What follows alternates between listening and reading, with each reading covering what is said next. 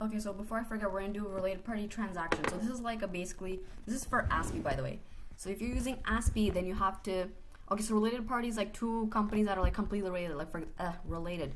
So for example, if I am like company A, and let's say that I own like 90% of company B, like basically I own more than 50%, right? So like I basically have control over company B. So basically everything that company B owns, like if company B has like this little machine, it's basically mine, because like I own 90% of this, so basically like I own 90% of this guy. Okay, so cool. So if there were, now normally if I were to make a sale, like this is me, okay, if I were to make a sale with like some random company C, I would be like, hey man, like here you go, like a machine, and this guy gives me like cash or whatever, right? And it's like a normal thing. But if I were to make like a sale or whatever with company B, it's not the same thing, because it's basically like I'm literally just giving like my little baby this thing. That's not an actual sale, right? It's not like I'm actually like making money, blah blah blah. It's literally just like me moving this. It's as if I was like moving this little machine into like his warehouse, or like he was moving this little machine into my warehouse. Like that's kind of like basically the gist of what related party transactions are like. So what so basically if we have a related party transaction, it could either be this type or it could be that type. Like we have to decide, and this is like the decision tree that helps us decide.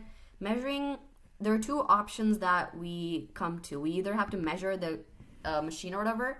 When we bring it into our little books, when we go like, hey, I got a machine, whatever, we can measure this machine at the carrying amount of the machine, or we can measure the machine at the exchange amount. So if I was like, yo, I'll pay you like $2,000 for this machine, then if I were to do this, I'd be like, machine $2,000.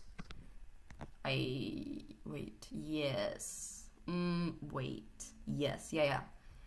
Or if I were to measure a carrying amount, and let's say that I'm like, yo, I'm gonna pay you $2,000, but in B's books, this machine is like super duper like waste. It's like $900 only. Like it's literally gonna die like the next day.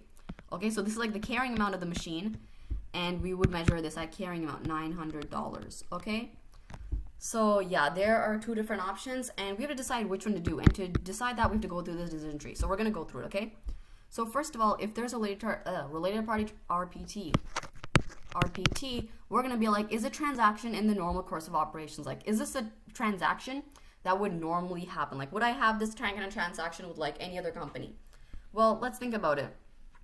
If I was like a book manufacturer, okay, and I just like make books, like that's all I do, and this company C is like whatever random thing. Okay, let's say like B is also a book manufacturer, okay? Now, let's say that the machine that we're talking about is like a machine that prints the books. So let's say I usually, like, if I have this machine, I'm gonna keep it. Like, it's not like I'm selling a book, right? It's not like I'm like making a book and selling it that I can do every single day. But let's say there's like an actual machine that makes the books. Now, I would not buy and keep buying and selling this machine, this really big machine that costs like $100,000, whatever, every single day, right? Like, that's not part of my thing. If this was like a little book, if like the transaction thing was like a little book, I would be like, you know what, this isn't the normal course of my operations, because I usually sell these books a lot, like normally. But we're talking about like a really big machine, and I do not do that normally. So, if we do not do that normally, we go over here. So we go no, and we go, is the change of the ownership interest of the item considered substantive? So I don't really know what that means. Basically, oh wait, I know I do. Okay. Before I do this, we're going to do measuring a carrying amount. B means like, it's just like moving A from my storage to yours, okay? To yours. Whereas this is like an actual sale, okay? So basically we want to show that anytime we go into here, this is a point where we're basically just like making like a sale from like, not a sale, making like a move from like my warehouse to your warehouse. Like that kind of similar like thing, okay? Basically, in the transaction, the normal course of operations, we go to no, okay, because not. And then we're like, is a change in the ownership interest in the items, whatever. Basically, is it like a big, like basically when I make this exchange, do I gain or lose a lot of control? Like first, when I give B my machine, first I have 100% of the machine in my care. And then after that, I have 90% of the machine, because, you know, I have like 90% of B and anything that belongs to B is mine. All right, in this case, I am giving B a machine. Wait a second, no, this is so confusing. Bro, just leave it as B is giving me a machine, okay? So B is giving me a machine. Is giving me a machine. Giving me a machine, okay? So basically, do I usually get this machine from B? Nope, it's not. Or like, do I usually like buy this machine all the time? Nope, I do not. Is a change in ownership, interest in the whatever, substantive? So like basically, first of all, before I earned 90% of this B's machine, and now I own 100%. That's like 90 to 100. I still have like major control, so it's not like a really thing. So we go down here and we're like measure at carrying amount. Why? Because nothing really happened. Like in terms of like thinking about like what actually happened, bro, nothing actually happened. I literally just moved it from his warehouse to mine. So measure it at the carrying amount. There's no like gains or whatever, okay? Basically like just moving it from like here to there. So like just measure it at like his like $900. It's not like I can say, oh my god, I paid like $2,000 for it, bro. Like guess what? So it's like, wow, I have like a really big gain or whatever, or I don't know, something like that. Whatever. Measuring at carrying amount means measuring at the amount that this guy has it as, okay? Which basically sort of is like just moving it over to like the other guy's inventory, other guy's warehouse. Basically, if we go here, so first the first question that we ask is if it's a normal course of operations. If it's no, then we do. Is a change in the ownership big? Like, do I lose like a lot of thing? If it's no, then we go to the measuring carrying amount. Okay, great. What if it's not a normal thing? So it's like basically like giving this thingy whatever. Basically like yeah, it's not a normal transaction, but it is substantive. So basically, let's say I own how much of B? I own like 40% of B, okay? This means that when it's B's machine, right? Okay, wait, B is giving me a machine. So first I own 40% of this machine, and then when B gives it to me, now I own 100% of machine, which is actually like, it's big because it's like, you know, greater than 50%. Like before I didn't own it, I didn't have control because it's less than 50, and now it is literally all in my control. So it's like, damn, it's a big deal. So we go yes. And then we're like, is the amount of the exchange supported by independent evidence? So basically, if let's say that, you know, like we're making the sale, whatever, and I'm like, hey man, like give me your machine. And he's like, okay, cool. And he gives me your machine. Let's say that I do not ask some random investor guy or whatever, like some random like bank manager guy, like, hey man, is the price that I'm paying $2,000 for this machine like a good, is it like a good payment? Like, is it a correct payment? If I were to ask some random guy this and he was to be like, yeah bro, this is like correct, then it would kind of be as if like this was like just like a normal sale. But if I do not ask this guy, this random like a third party guy, then it's sort of like I could be faking this data. I could just be like, yes, I'll pay $2,000 for you and you do something else for me. Secret favors. Okay, so basically it's like a secret little transaction. Obviously it's not secret, but like you get what I mean. It's sort of like I could be saying, yeah, I'll pay $2,000 for you, and then you give me extra stuff on the side. Kind of like, it's like a secret transaction. Basically, nothing really happened, okay? So if it's not supported by independent evidence, we go down to measure a carrying amount. Like, sucks, you know? So that's what this guy is. Now, if it is supported by independent evidence, we go over here. And then we go, is the transaction non-monetary exchange or transfer non-monetary asset? So non-monetary means machine for machine. So if it's a machine for machine, well, actually, in this case, I'm paying the cash for the machine, right? So it would be it's not a machine for machine, it's a cash for machine, so it's a no. And we would go down to measure at exchange amount. So why? Oh, right, in this case, by the way, in this case, we're assuming that, like, the random investor guy was like, yeah, bro, like, this is accurate, okay? And the random investor guy's like, yes, it is. So the reason that, okay, yeah, whatever. And so basically it's almost like a normal sale, and then we're like, yo, is it cash for machine? If it's yes, cash for machine, then we go here. Why? Because we can never fake the cash, okay? Like if I say $2,000, I'm gonna give you $2,000. It's not like I can say, like, I'm gonna give you like $1,900 and then like okay, that doesn't really make sense. But like, for example, if I were to like buy a machine for a machine, okay, machine for machine, then we can be sure, we can be sure.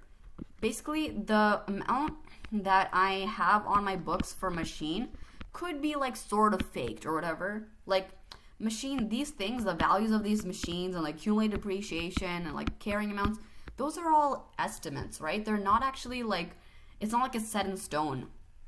So theoretically, not theoretically, I don't know why I said that, but like basically I could like fake this.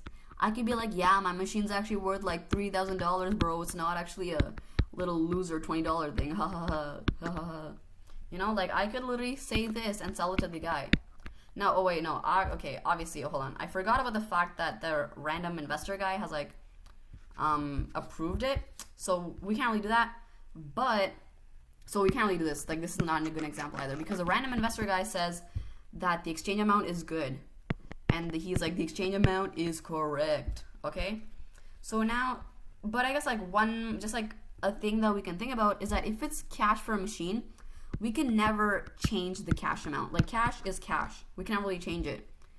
So in that case, there's no like carrying amount to do it at. Like what I mean by that is, if I'm paying cash, like I'm paying that much cash. It's not like I'm paying like, if I were to pay him like a machine, I could be like, yeah, the machine's worth like $3,000. And maybe the investor guy's like, it's worth like $2,900, whatever. And I'm like, yes, it's worth $2,900, but like I secretly, okay, no, that's not accurate either. What if let's say I'm like, I'll just sell it for like $3,000. It's like a little bit over, not too much, whatever. Okay, something like that. Basically, cash means cash. You can never like fake it. So if it's a cash for machine exchange, then it's an exchange amount. Then it's like, basically we're like, yo, it's an actual sale. Like I'm actually giving you cash. It's not like, you know, I'm just like switching over both of our machines, right? Like I'm actually like paying you friggin' cash. Okay? Oh my god, how the hell did it change? Whatever. So yeah. Okay? So before I go into like these kind of details, we're just gonna go through here. So if this transaction was a normal course of operation, like let's say that B was giving me a book. Now obviously this is a really dumb example. Like let's say that B was giving me a book. So it's like a normal course of operations. So yes, we go down here. And it's like, why don't we do all these things? And why don't we do all these things? Well, if it's a normal thing, like if it's just like a regular like old sale, like where's the buying a normal sale, whatever, it's sort of like we do this all the time. So it's not like a special thing that we have to get like a third party to come and like verify it for us. And it's not like a substantive, like I don't think it would ever be substantive. You know, like for example, if I was doing this regularly, it's not like I would regularly have 100%, then 20%, then have 100%, then 20% of like some kind of asset, like of some kind of machine, right? Like that would be kind of dumb. Like one day my machine will, like my books will say, look, I have like 100% of this asset, right? Like if it's gonna be like a regular sale, it's gonna be something that doesn't like do too much. It's gonna be like maybe like, it's gonna be like a normal sale, just like a regular thing, okay? So I wouldn't really give up or gain like a lot of, like it's not like it's not like a regularly like buy like really big thing and then sell a really big thing, you know? Like I'm not like a risk taker, honey. I'm like stable, just keep it slow, okay? So a regular thing, we would not do that. So basically if it's regular, then we go down to here, we skip all these, okay? So the only thing that we ask is if it's monetary or non-monetary. So if it is not a non-monetary thing, so if it's like a cash for a thing, well, we can't really fake the cash. So, you know, there's like no really like carrying amount of cash. Like it's literally just like cash. Hold on. If we're paying something for cash, it would just be like debit cash and then machine, right? And let's say like I pay like $2,000 in cash and I get a machine, right? So the two options are the machine exchange amount. If we're going to measure exchange amount, then it'll literally just be like the machine is going to be worth on my books as 2,000, same thing as a cash amount. Whereas if we're measuring it at carrying amount, it would be like machine, cash, and we'd also like either have like a gain or loss, I think. Yeah, gain or loss. Where cash is like $2,000, machine is like 900, whatever. And I have like really big gain, whatever, 1100. I literally have like a class like right now. I'll just go for the next one. Anyway, yeah, I'll just go for the next one. Anyway, so yeah, this is like, so this is how it would look if it, this is how it would look if it was like a carrying amount. And this is how it would look if it was an exchange amount. So why is it that if it is a cash transfer, if it is a cash for machine, we always measure at exchange amount? Why? Why don't we ever do this guy over here? Well, basically, if I were gonna pay cash for something, you know, like obviously sometimes I could, pay more. If I was gonna pay cash for something, you know, like I wouldn't pay like, oh wait, no, this is a related party transaction. Oof, I forgot. And the thing about related party transactions is that like a normal thing, I wouldn't actually pay like $2,000 for something that's only worth $900, right? And also, this would be a loss. I don't know why I put this over here. Yes, so it would be a loss. Like I'd be making a loss. But in a related party transaction is like my loss. Like this guy's gains are my gains because I own 90% of this guy, right? So like even if I lose like some money or whatever, well, honey, I own like 90% of the other thing, and he probably has like a really big gain on his book. So basically, it's sort of like canceled out, you know. So the question that we are asking is, if it is a cash okay, so what we were talking about in class, or like, you know, one of my TAs was like, if it's a cash, you can't really fake it, so it'll just always be exchange amount, which made sense like right then, but I forget why. Okay, so you know, for now we'll just skip this because I don't really understand. If I forget, I don't know what that thing was, but let's just skip this part over here. Okay, and look what is this. I mean, like, it sort of makes sense, like measured exchange amount. The question is, you know, the question I'm going to be asking is, if it is a cash from machine transfer, when would we measure that carrying amount? Like, why would we ever measure that carrying amount? So I'm paying cash for a machine, you know, and I'm getting this machine, whatever. Why would I ever measure this machine at the carrying amount? Like in my books. Why would I do that? Like if I was going to pay cash for a machine, but remember, this is a related party transaction, so we don't really know. Why would I pay more for my machine? Remember, so at this point, well, actually, no. We can get here if it's both a regular thing or a non-regular thing. Let's see. Okay, so how about we think about it like this? Usually, when we're trying to... I think this is true. This sounds true.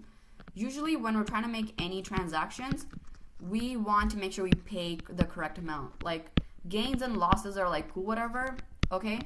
But we're all trying to just pay the correct amount. Like, you know, if I pay too much for it, loss, that sucks.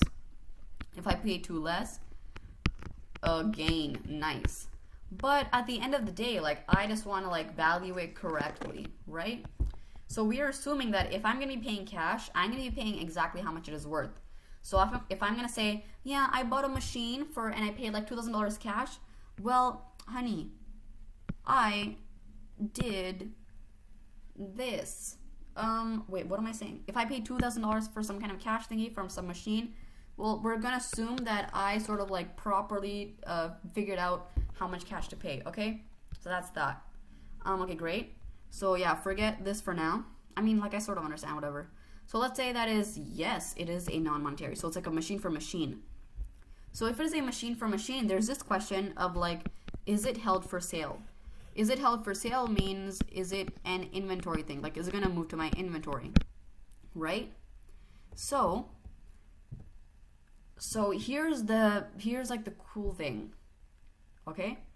If it is something that is normally held for sale, that means, and this is like a related party transaction, by the way. So this is like related party transaction, A owns B and all that.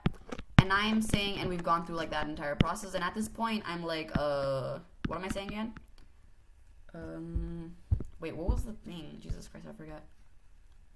It says, is it an inventory thing? Basically, if I am moving my inventory, so here's the thing. Let's say that my sales are like super low and I'm like, man, or like, I don't even have to have like really low sales for this, but let's just say that my sales are really low, okay? And inventory. Wait, what am I talking about? Right. My sales are really low and I'm like, yo, like nobody's buying my things. And then B is like, you know what? How about this? I will buy, buy your machine and you buy mine. Like I buy, not machine, I shouldn't say machine. I'll buy your inventory product, like whatever, like the thing that I'm selling is. Let's say I'm selling like toothbrushes or whatever. I'll buy like all your toothbrushes and you buy mine. That way we will both list it as a sale. And I'm like, you know what? That is smart as hell. Okay? Like, look at this. That's like the smartest thing I've ever said. But then we go here and we're like, yes, it's an inventory, and we're like measure at carrying amount, which means what now? Which means it's sort of just like a transfer between the warehouses. And so we're both like, damn, we couldn't have done that, which is like literally the reason why there's this entire rule. Change of, I'm just gonna write this down, change of warehouse. Like basically like from my warehouse in like Alberta or whatever, Alberta, to his warehouse in like Ontario, okay? So that's basically it. And so we're like, damn, we could have made money. We could have been like, yo, look, my revenues are so high, yay. But we can't because there's this ASPE rule. Aw, so sad. So that's like the reason why they have this. Okay, so now we go to no. Let's say it is not a normally held for sale. So it's not like an actual thing that I'm going to be selling.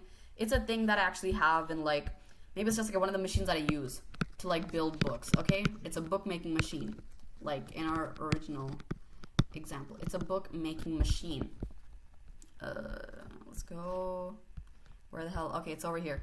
It's a bookmaking machine.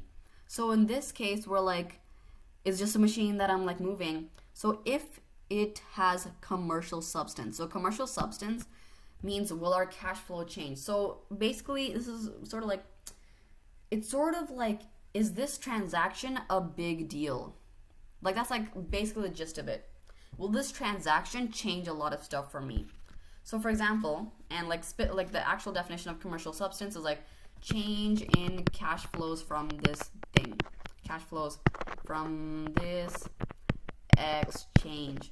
So basically, if I were to have a bookmaking machine, and this guy, it makes like 100 books a day, and I make like $100 a day, whatever, and just like per day, okay? This is like my cash flow from this thingy. But let's say that I change this bookmaking machine, machine, and let's say I sell this and I get a, I don't know, a building. Nope. Let's say I get land.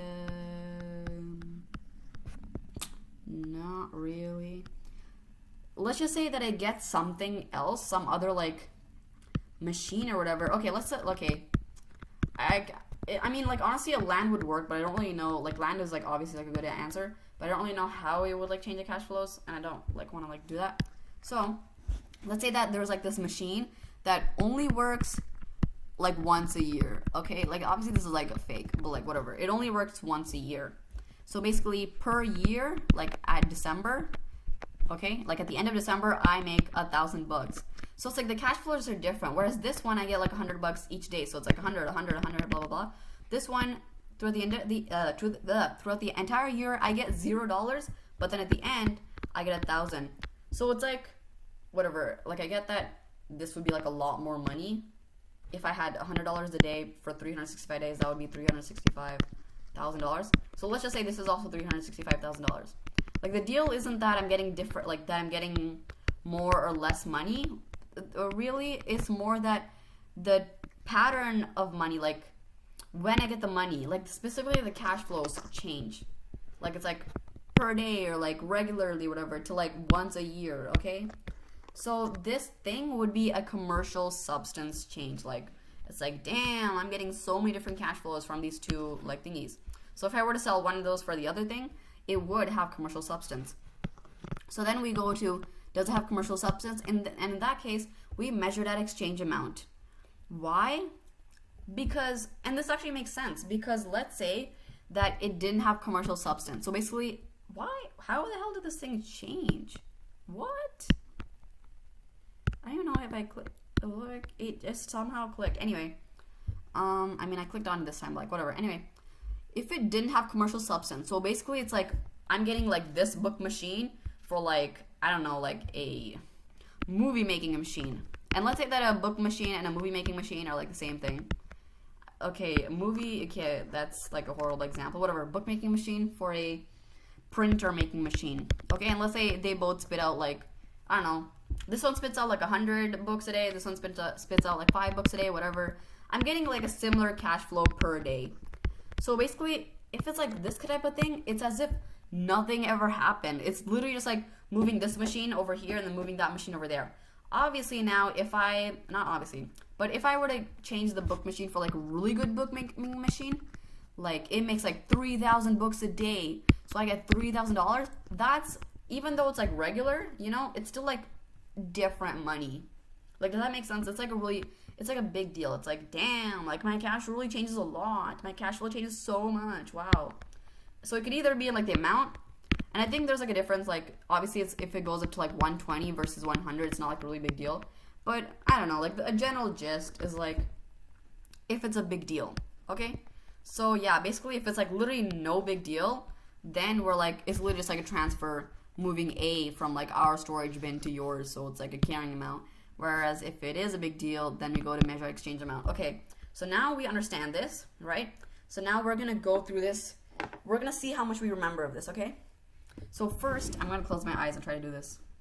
So first, we're like, damn, it's a related party transaction because the two companies are so related. So first question we ask is this a normal course of operations thing? Like, is this like a normal thing that I would do every single day? If it is a no, if it's like a special thingy, then we're gonna say, oh damn, honestly, I actually opened my eyes, whatever. So first the first question we ask anytime is it a normal thingy? If it's yes, a normal thingy, we go here. If it's not a normal thingy, then we have to ask, is this like a big ownership change? Okay? If it's not a big ownership change, so like basically like nothing really happened, we do carrying amount, moving from one storage to another. Okay? If it is a big ownership change, then we're gonna be like, is there some random guy that can actually tell me like, yo, like this transaction is like actually like a good transaction? If not, like, I mean, like, am I like paying like the correct amount for like this machine or whatever? If not, then it's sort of like just like moving like me from my storage to your storage, and any type of like gain or whatever that I'm trying to get. Ooh, look at it change colors. Oh my god, it's so cool. Any type of gain that I am trying to get by like moving, let's say I'm trying to like quote sell this machine and make money. I can't really get it because, you know, there's no like independent guy that's saying, yeah, that's like a correct payment for it. Okay, so it could be like me trying to fake whatever. Now, if in that case, we also measure our carrying amount because it's like nobody knows what's going on. If it is supported by independent evidence, then we go to yes. Okay, and this is the same thing as if it's a normal course of operations. Is this supposed to be? Oh my god, I literally covered up the word here, so I don't even know what this says. Let's see if I remember. If it's not in the normal course of operations, then I would have to do all this. So this would mean that it's yes. So if it is not in the normal course of operation, then I would do something like, is it substantive ownership interest, right? Because I would not do a normal course of operation. Like, I would not do some kind of like transaction thingy regularly if I were gonna like lose money, if I were gonna like lose control, get control, lose control, get control, right? So like literally, if it's only a unique, like a one-time thing, we would have to ask this thing. So if it's not a one-time thing, it's like yes, it's a regular thing. And in this case, we also go here, we're like, is it a monetary exchange? So if it's a cash for thingy, we can never exchange the cash. So we literally just do like measure exchange amount, okay? If it's not a cash, if it is a machine, then we're gonna be like, is this like one of their inventory machines? Is it like something that was held for sale for them? Well, if it is something that was held, is something that was held for sale, then we can't let them fake it. Hello. So we would have to do measure carrying amount. But if it's not held for sale, then we have to be like, is there a possibility that could be a real, like transaction, or like, like a big transaction, whatever. And in that case, we just ask, is it commercial substance, yes or no? If it's a big deal, so commercial substance, yes. We go to measure exchange amount because it's actually like a sale. And if it's not a big deal, like commercial substance, like literally just like moving like this Bob from him to like me, then we go no, and then we go measure carrying amount, okay? So yeah, I think this sort of makes sense now. Yes, okay. I think that is it. So, oh my god, what the hell did I do? Oh no.